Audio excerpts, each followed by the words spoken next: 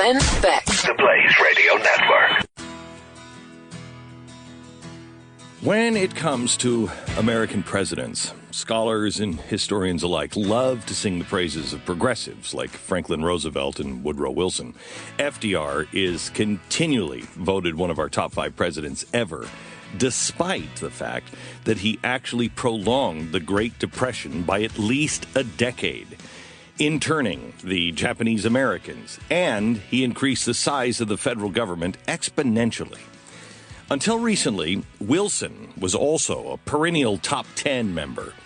Even though he was known to be an extreme racist, he also interned American citizens. He broke his promise to keep America out of war. He instituted the federal income tax. I mean, who doesn't love that? And he began the Federal Reserve. And he had an open distaste for both the Declaration of Independence and the United States Constitution. He was one of the worst presidents the United States has ever had. Inexplicably, these same scholars and historians always take a decidedly negative approach when assessing our 30th American president, Calvin Coolidge. There was a recent C-SPAN poll, and Coolidge ranked just 27th. Hardly awe-inspiring, yet his presidency actually was. I'm going to go over the details of what made him a much better president than he was given credit for on upcoming episodes. But first, let's start at the beginning. Appropriately, Calvin Coolidge was born on our nation's 96th birthday, July 4th, 1872. He was born in Plymouth Notch, Vermont. Amity Schlaze of the Calvin Coolidge Presidential Foundation, friend of the program, one of the best authors out there, author of the must-read book, The Forgotten Man, and the book Coolidge, describes young Calvin's early years. Coolidge was from a wonderful family, and the family had a lot of depth.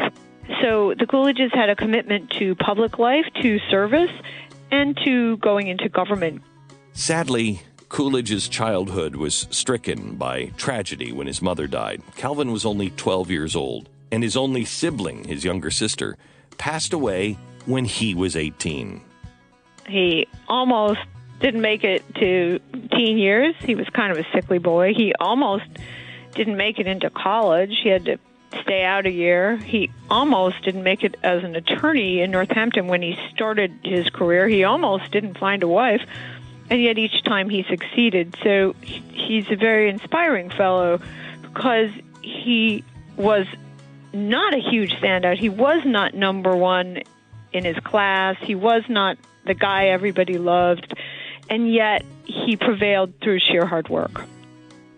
As historian and author of the book Calvin Coolidge, a documentary biography, David Petruzza explains, most didn't see the potential in the younger Calvin.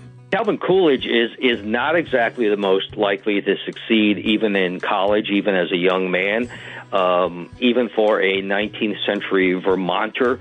He's taciturn, withdrawn. He's not courted by any of the fraternities at school. His associate Dwight Murrow he will become eventually Coolidge's ambassador to Mexico. No one thinks much of Calvin Coolidge's chances except for Morrow, who does see something in Coolidge, because if you look beyond the silent exterior, you see a very solid interior. And when he runs for office, when the people take a look at what Coolidge has to offer, they know this is a person they can trust. This is a person who is not going to pander to them, and he is going to work for their best interest as a whole, not necessarily for special interest, but for rising up the country and the economy as a whole. Turns out Dwight was right. It really is hard to get more successful than the President of the United States, especially at that time. Most of these traits that Dwight Morrow recognized were instilled in a young Calvin by his father, who was honest and hardworking. John Calvin Coolidge, Sr. He was known throughout Vermont as a prosperous farmer, a storekeeper, and a public servant. More from Amity Schlaze. In some families, people are just expressions of the family. You know, the son is the father's ambassador, or the other way. The Coolidges were like that. Coolidge ended up graduating cum laude from Amherst with a law degree. He opened up his own practice in 1898, and along the way, Coolidge became interested in a political career. Well, that same year, he won the election to the Northampton City Council. Later, he was elected to the offices of city solicitor and clerk of courts. Now, as the clerk of courts, he wasn't allowed to practice law, so he stayed in his office for just a year. And instead, in 1904, he ran for a position on the school board, suffering the only loss at the ballot box of his political career. He was told by several neighbors that the reason they didn't vote for him for the office was that he didn't have any children who would be going to the schools in which he would govern. To that, Coolidge replied, "You might give me some time." In fact, starting a family would be just around the corner for Coolidge, as Petruzza explains. Calvin Coolidge is a young bachelor attorney in Northampton, Massachusetts. And one day he is shaving, and Grace Goodhue walks by and sees this young fellow shaving, but he's shaving in a sort of odd way. He's wearing a derby hat for some reason as he's doing this, and she looks up and bursts into laughter. And he looks down, and instead of being annoyed by that, he knows a good thing or a good woman when he sees one, and determines that he is going to court her. And while he is not the most overtly courting kind, he certainly succeeds in his courtship with her, and they will marry not too long afterwards. In 1905, Coolidge married Grace Ann Goodhue. The couple had 2 children, John, who was born in 1906 and who, believe it or not, lived long enough to see the beginning of the presidential campaign between Al Gore and George W. Bush in 2000, and Calvin Jr., who, just at 16 years old in a bizarre twist of fate, developed a simple blister on his toe. This will make you appreciate modern-day medicine. That blister became infected, and he died of blood poisoning, and the loss was devastating to Calvin and his wife. In 1906, he ran for and was elected to the Massachusetts House of Representatives. Ironically, at this time of his life, Coolidge was known as a progressive Republican, mostly over his support for women's right to vote and direct election of the senators. He served 2 terms in the House before returning home to spend more time with his family, and while there, was elected twice as the city's mayor. During his first term as mayor in Northampton, he increased teachers' salaries and paid down much of the city's debt, while still managing to provide residents with slight tax decreases. His conservative policies paid huge dividends his entire career, and Coolidge became more and more popular. So much so that when the state senator from his area retired, he went to Coolidge to encourage him to run for his seat in the 1912 session. Coolidge agreed and won the seat easily. So now, here he is, at the time of Wilson, in the Senate. And after 2 very successful terms in the state Senate, Coolidge was ready to retire, as was the custom of the time. But the president of the Senate was defeated in his election, so he decided to run for a 3rd term. He won the seat again, and as Petruzza explains, Coolidge won more than that. Coolidge has done all this work with his fellow legislators. Within 24 hours, he has sewed up the votes to be the next Senate president, and he has, beyond the Republicans voting for him, he has a good share of the Democrats. The next year, when he's reelected for the Senate, he is elected unanimously. Every Democrat in the House votes for him. He has a way of reaching out to Democrats and to Catholics and to the Irish, which are, of course, so important in Massachusetts politics. Coolidge was riding really high in Massachusetts politics, and in 1914, as Senate president, he delivered this popular and very memorable speech to the state and his colleagues, entitled, "Have Faith in Massachusetts." Do the day's work. If it be to protect the rights of the weak, whoever objects, do it. If it be to help a powerful corporation better to serve the people, whatever the opposition, do that. Expect to be called a stand-patter. but don't be a stand-patter. Expect to be called a demagogue, but don't be a demagogue. Don't hesitate to be as revolutionary as science. Don't hesitate to be as reactionary as the multiplication table. Don't expect to build up the weak by pulling down the strong. Don't hurry to legislate. Give administration a chance to catch up with legislation. The speech propelled him to new heights and caught the interest of power brokers in the state and around the nation, some of whom believed he was now ready to run for lieutenant governor or even governor. Coolidge was convinced that this was the time to aim even higher, and he entered the primary election for lieutenant governor. He was nominated to run alongside gubernatorial candidate Samuel W. McCall. Coolidge was the leading vote-getter in the Republican primary, and in 1915, the pair were elected to their first one-year term. They won again in 1916, 17, and when McCall stepped aside in 1918, Coolidge ran for governor on a platform of fiscal conservatism, lukewarm opposition to prohibition, support for women's suffrage, and support for America's involvement in World War I. Now, the war at the time was a hugely divisive issue for him, especially among the Irish and German Americans, which may have been the reason that Coolidge was elected only by a margin of 16,733 votes over his opponent. That was his smallest margin of victory in any statewide election. So here he is as governor, waiting to rise to national prominence. His time came when he had to crush a police strike. It happened in Boston, and he took on the powerful and legendary AFL president Samuel Gompers in the process. Coolidge took strong and decisive steps from the start of the strike, relieving the police commissioner of his duties. He then called in the National Guard, and he personally took control of the police force. Once order was restored, he placed the police commissioner back in his position and then fired every single striking officer. Coolidge then put out the call for an entirely new police force. When I first read this, I thought, boy, this sounds like what Ronald Reagan did to the striking air traffic controllers back in his term. It's probably not a coincidence in seeing that Ronald Reagan's favorite president was Calvin Coolidge. When Gompers attempted to enforce his will on the situation, firing off a protesting telegram to Coolidge, the popular governor responded publicly, emphatically stating, in part, "There is no right to strike against the public safety by anyone, anywhere, anytime.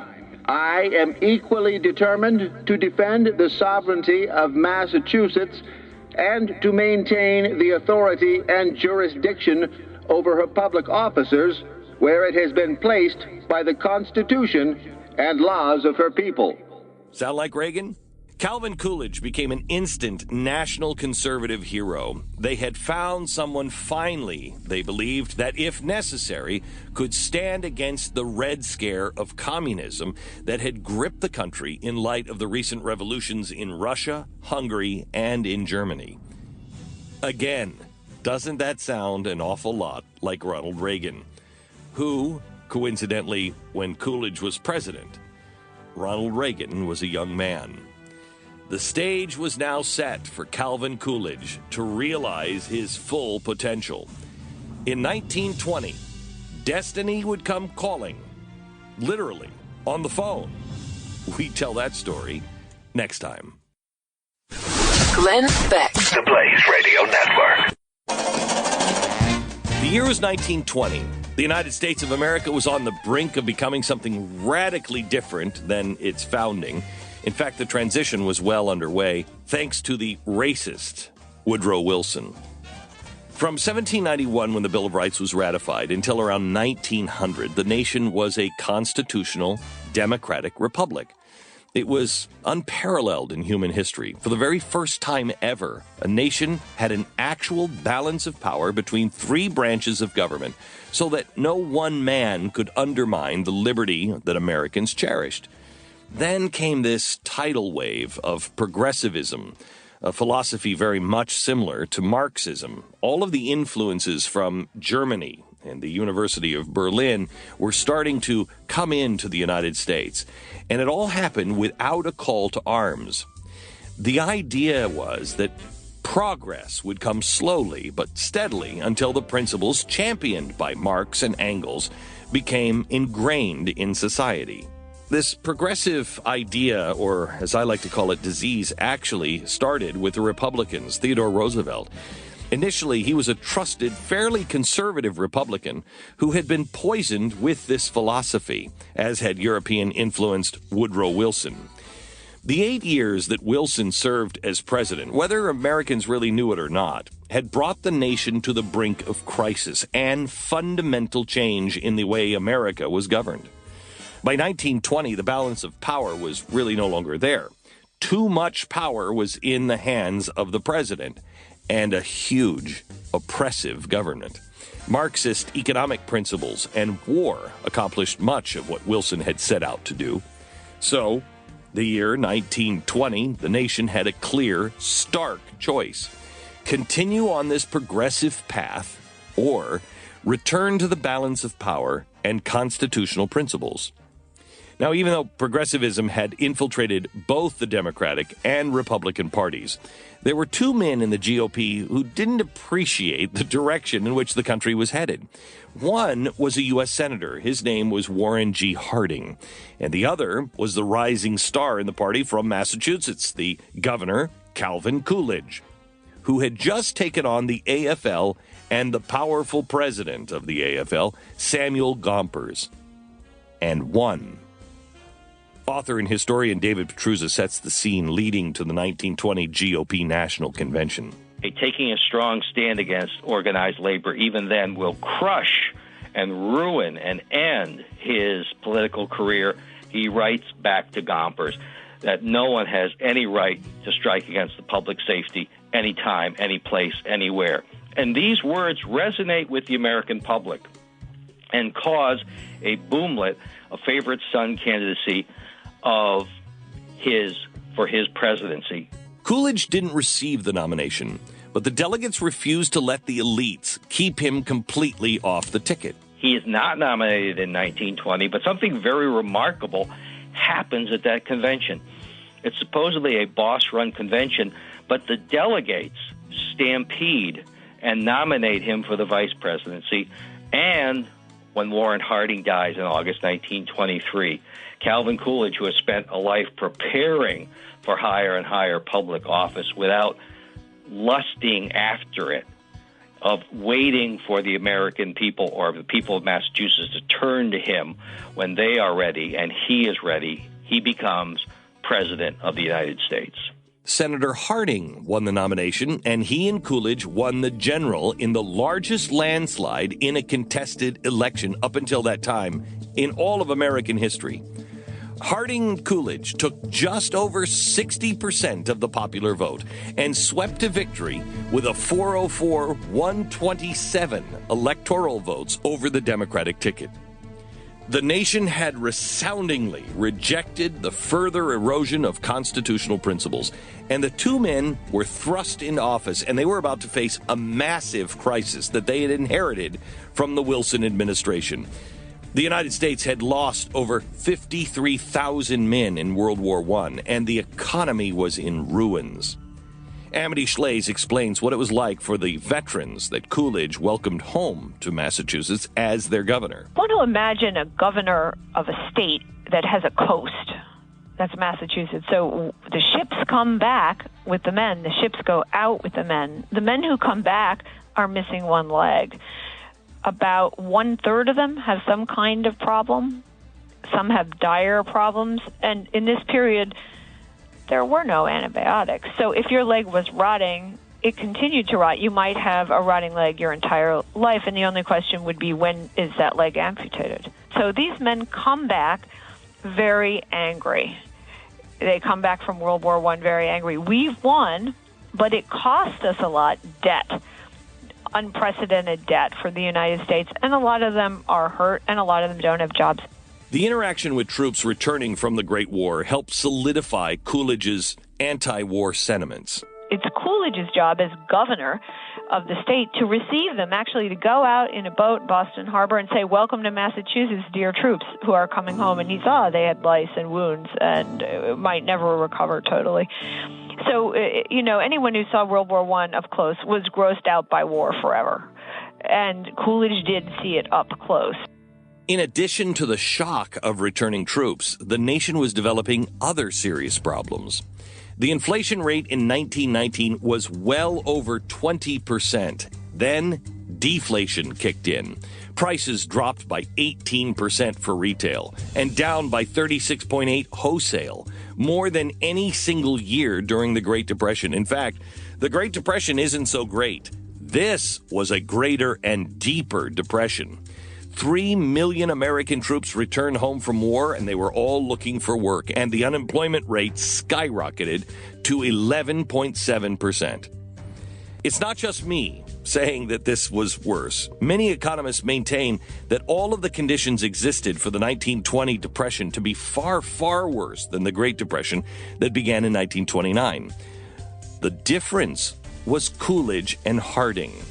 The policies of those two is what saved the country.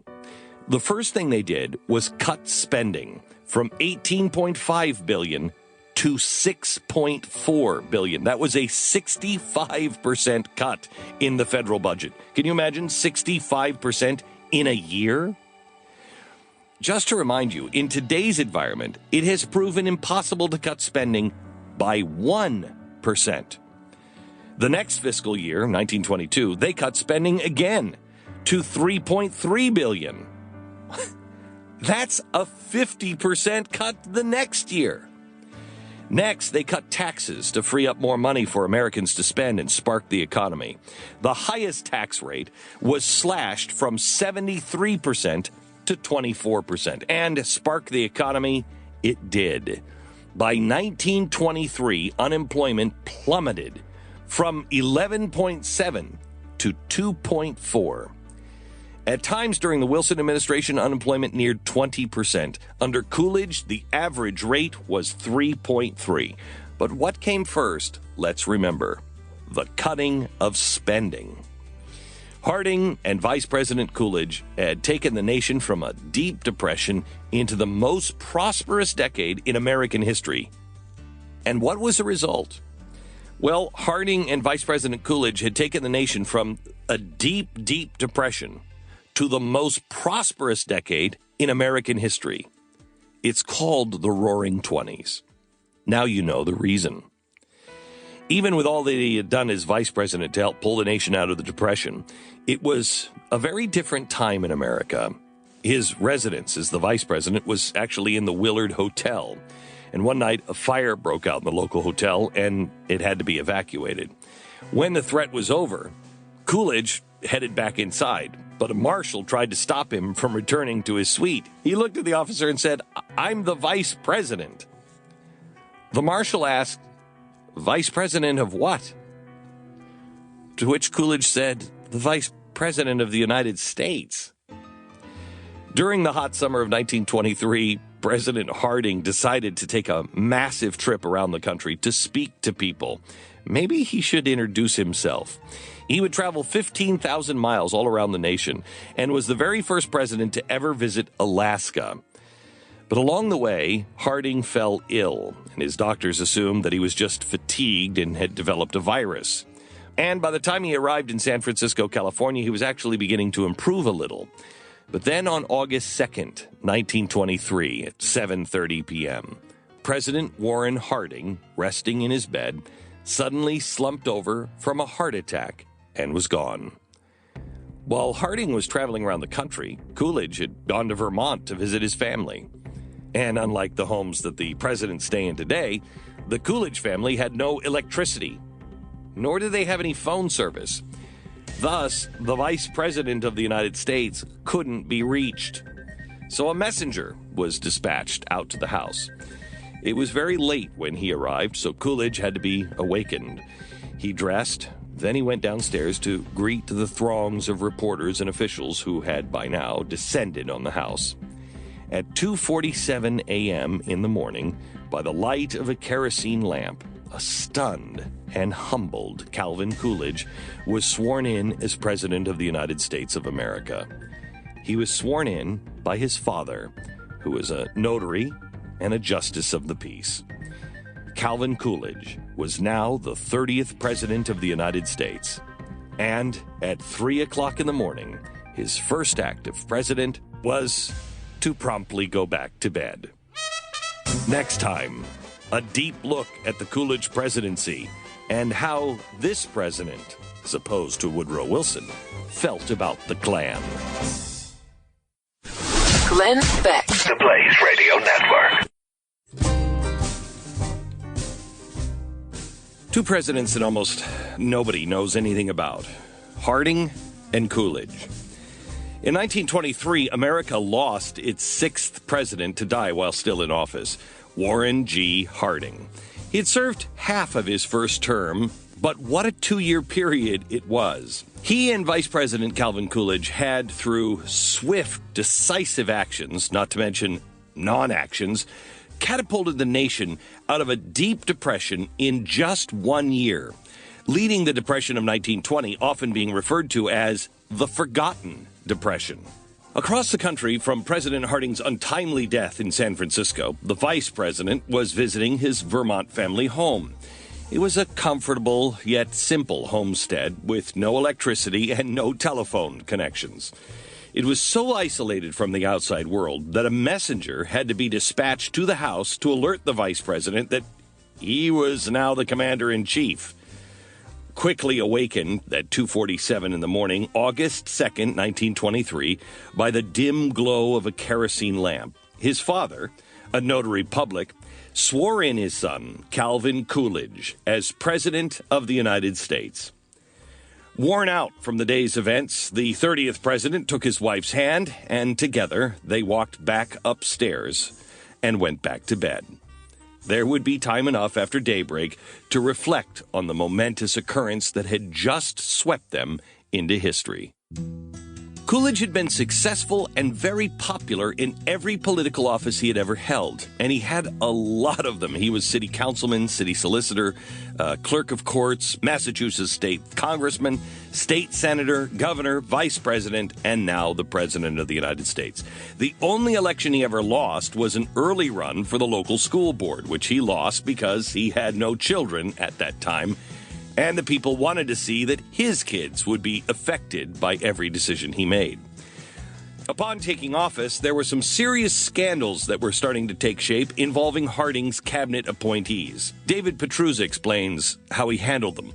It's very important right off the bat is to restore faith in the federal government, which had been tarnished very badly by the scandals of the people serving under his predecessor, Warren Harding, where the Secretary of the Interior is going to go to jail, Albert B. Fall. The Attorney General, Harry Daugherty, is going to be indicted. There are massive scandals in the Veterans Administration. And what does Coolidge do? Does he try to cover them up? Does he make excuses for them? No. So with the backdrop of the Harding scandals, how did Coolidge restore America's faith in the executive branch? He appoints 2 special prosecutors, a Democrat and a Republican, and he says, go to it.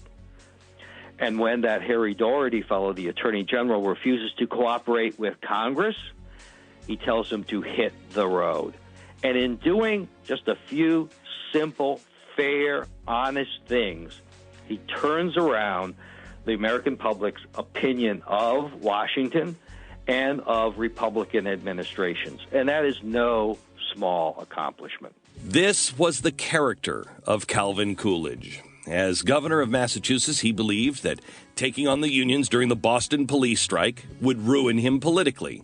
But he did it anyway, and he became wildly popular as a result. He put principle over party and his own ambition, and the people loved him for it. Coolidge was a man of few words. In fact, his nickname back then was Silent Cal. As he boarded the train to head back to Washington, D.C. to take his office, he was asked if he was ready to be president of the United States, and his only reply was, I believe I can swing it. and swing it he did. Obsessed with shrinking the size of the federal government, Coolidge met repeatedly with his budget director. After he and Harding slashed the budget from $18.5 billion to $6.4 billion, Coolidge cut it in half again to $3.3 billion. Can you even imagine, especially with us now living in a time where we can't agree on a 1% cut? He addressed the nation over the new medium called radio. He was the first president to do so, and he laid out his tax plan. Here is the actual voice of Calvin Coolidge. The expenses of the government reach everybody. Taxes take from everyone a part of his earnings and force everyone to work for a certain part of his time for the government. Coolidge had a way of personalizing the issue for Americans. It represents all the pay of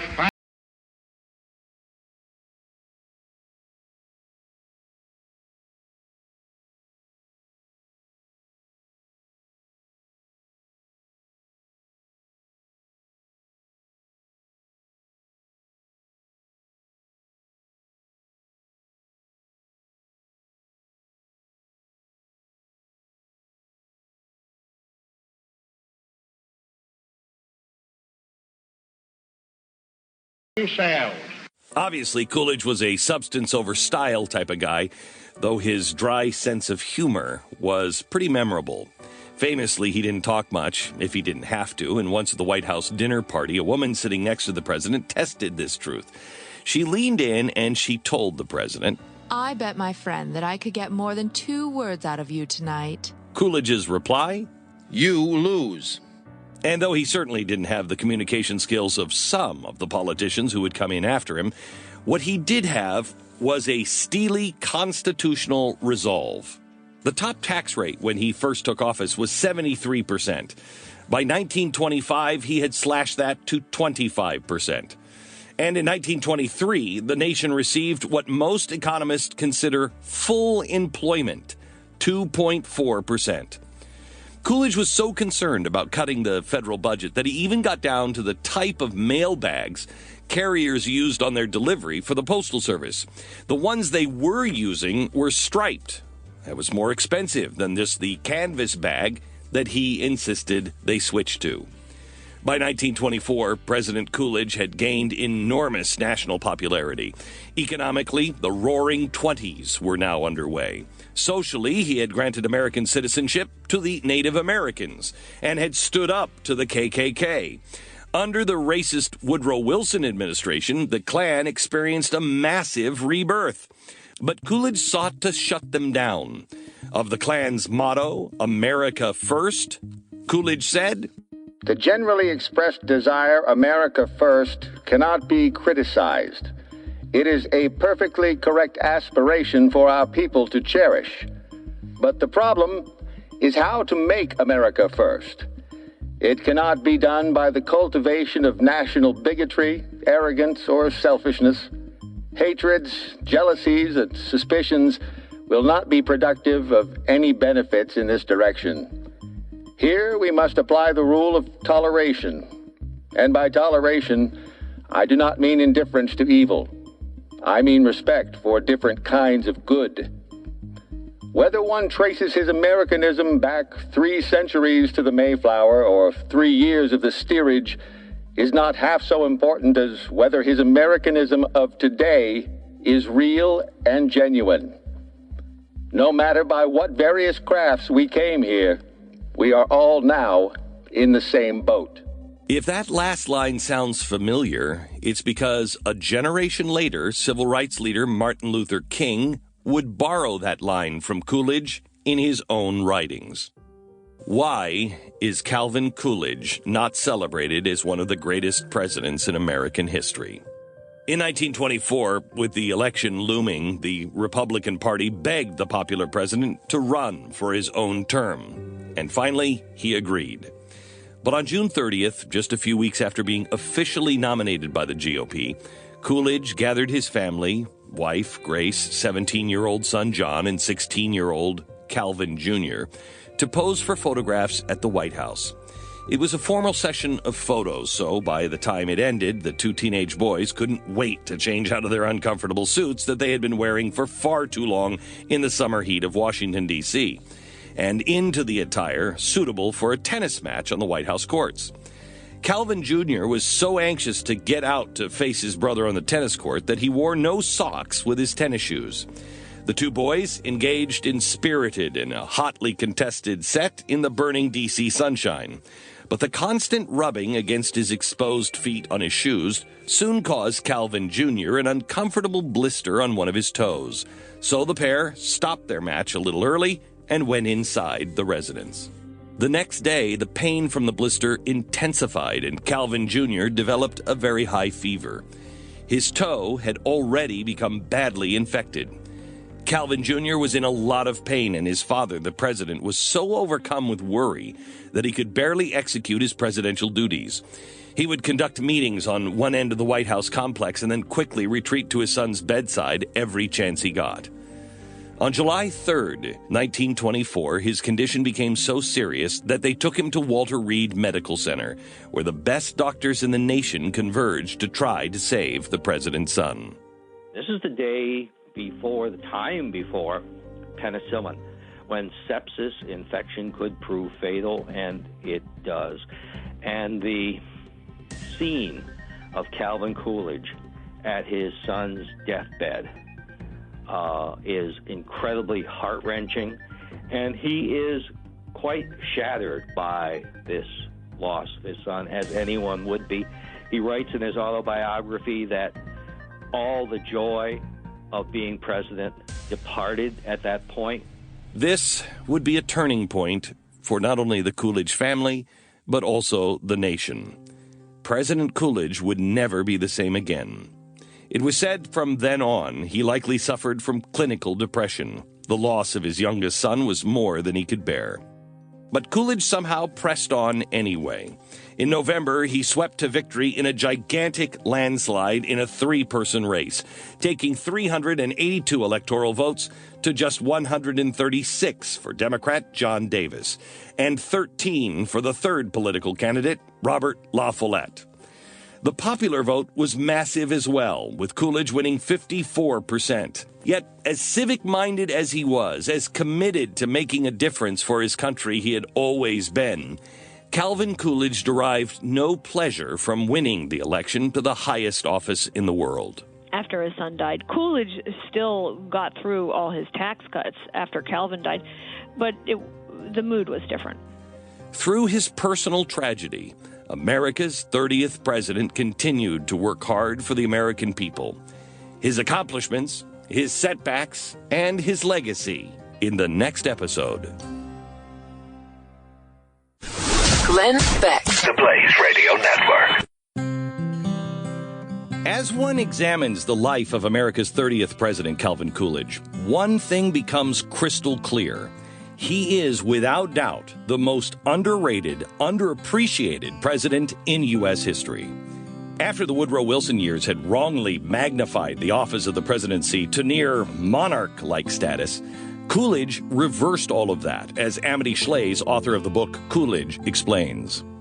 He was walking along outside one day with a senator named Selden Spencer, and the senator was trying to jolly the often glum Coolidge up to cheer him up. And he said, "I wonder who lives in that pretty house with the white pillars over there." And Coolidge said, "Nobody.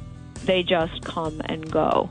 Coolidge returned the constitutional balance of power. His hands-off or laissez-faire approach to government meddling in the economy, coupled with a slashing of the federal spending and cutting of taxes, led to virtually full employment and the most prosperous decade perhaps in the history of mankind, the Roaring '20s. It worked great. We had strong growth, 4% growth, the kind of growth that political candidates aspire to today.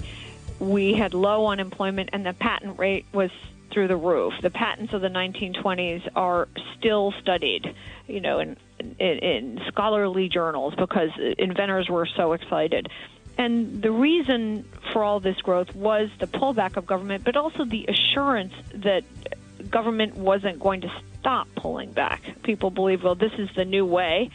There wasn't this great uncertainty of an erratic government.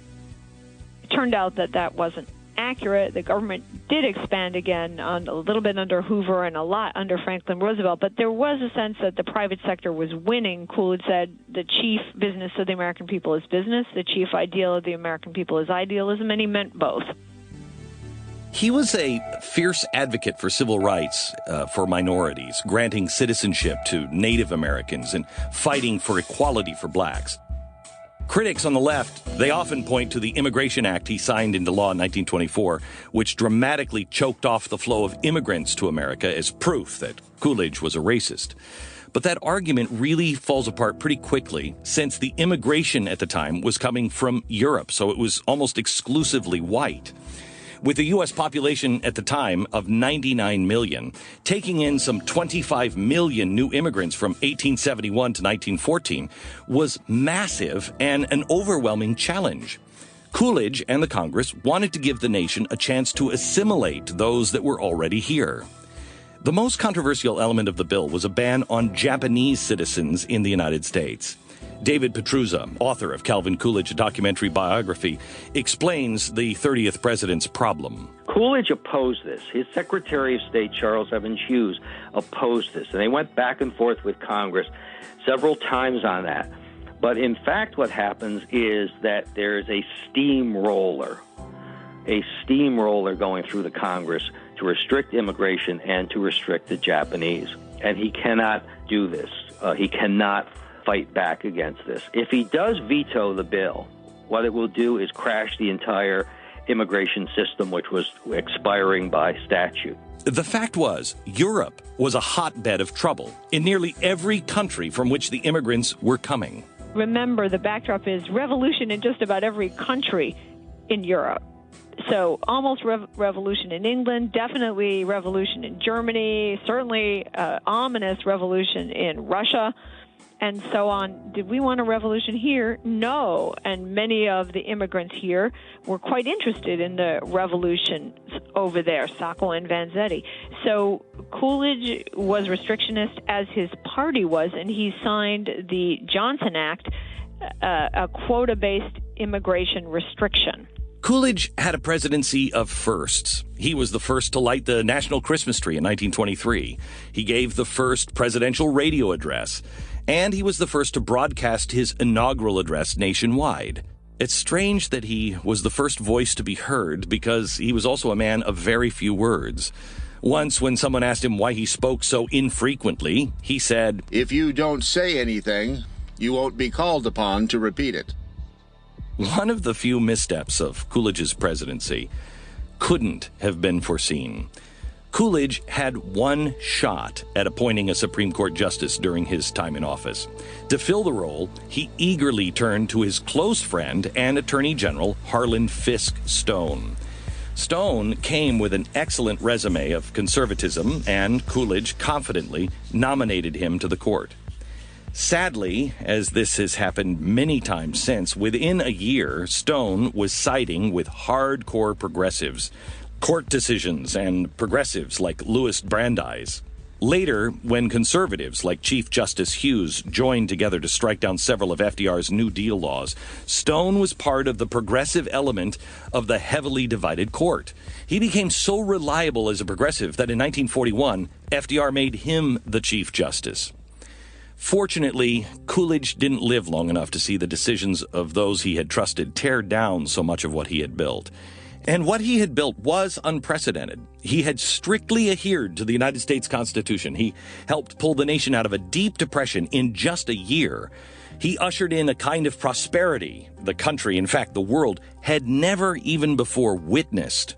When I was writing the Coolidge book, I often asked myself, why aren't I writing the biography of the 20s, the roaring 20s, because they were real. Our kids, Great Gatsby notwithstanding, our kids read Great Gatsby and they think the 20s were a lie. On the contrary, they were admirable. That was the period when we got Saturday off because our productivity gains were so great. So think of it as the decade that gave you Saturday. As the next election neared, the Republican Party was thrilled to have a wildly popular incumbent president to run again. The trouble was, the wildly popular president was still really despondent over the death of his beloved son. As the party bosses continued to hound him about running for a second term of his own, Coolidge traveled to South Dakota. So the question was, would he run in 28? It would only be the second time. Why not? The Republican Party adored him. They said, this is our man. He was deeply popular. Coolidge, of course he'll run again. How can you leave a sure thing? Of course he'll run again. But in the summer of 1927, Coolidge went to South Dakota for a vacation and also to conciliate. He wanted to placate the farmers whom he had not given a subsidy, whom he had denied a subsidy with vetoes. So there was sort of a political part to this summer trip as well. And there he was in South Dakota, in Rapid City, making a summer White House in the high school. You can visit that. And living in a lodge out in the park. It was there on that spot that the president made a decision, inspired by the carvings on Mount Rushmore. What's going on in the park? The sculptor Gutzon Borglum is sculpting Mount Rushmore. And he wants, what does every artist want when he's working on something like that? An appropriation or a further appropriation for this enormous gargantuan project. So in Coolidge's mind, you have to think of the summer. He's trying to decide, 27, whether to run again. He's trying to decide about, maybe visit this giant sculpture. Gutzon Borglum is just getting going. It's all together. And in August, Coolidge hands out a notice, I'm not going to run again. I do not choose to run again. The country is stunned. Coolidge would later write in his autobiography that the biggest factor in not running was that the joy was sucked out of his life with the death of his son. But it really was the trip to Mount Rushmore that helped Coolidge decide against another term, as Amity Schlaze explains. Coolidge goes up to Rushmore on a horsey to see how Gutzon Borglum is doing, maybe to hand some dynamite over. And you can see from the video that Coolidge is grossed out. And, of course, he would be, because what is Mount Rushmore? It's about superheroes. It's kind of Nietzschean, right? Big figures. TR, Lincoln, Jefferson, and Washington. Oh, remember what that Coolidge might not like all that TR did for the Republican Party. And he looks at it, and you can see his ambivalence. You can see his disgust, and you can see how fast he turns away.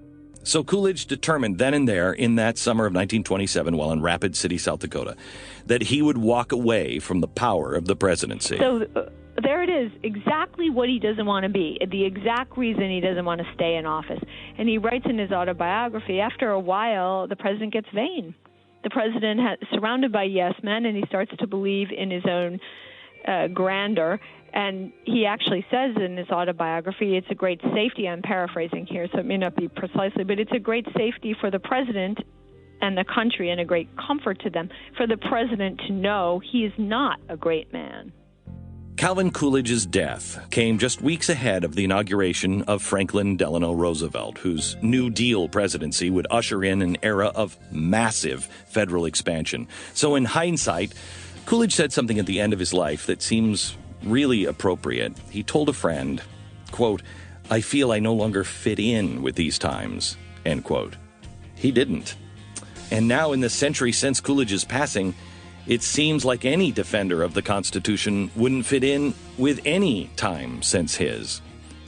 Coolidge may not have considered himself a great man, but as we reflect on his incredible career, perhaps he would excuse us if we were to judge him so. Glenn Beck. The Blaze Radio Network.